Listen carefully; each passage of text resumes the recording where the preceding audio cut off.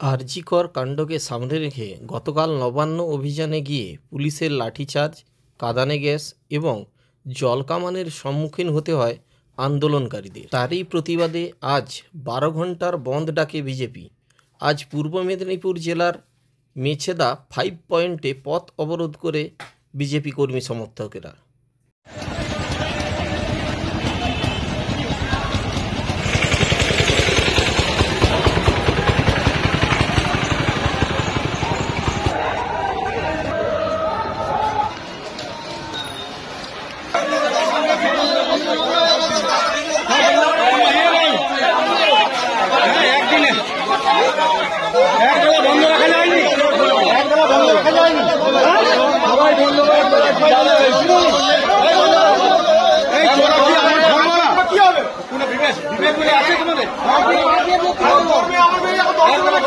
বাজারে সব দোকান বন্ধ, তোমরা খুলে রেখেছো।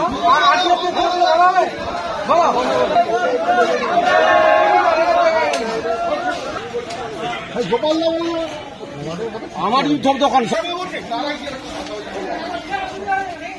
মামুন নাই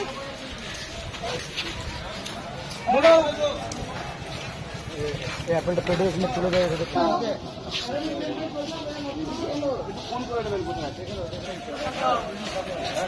কেন বন্ধ করে গেল?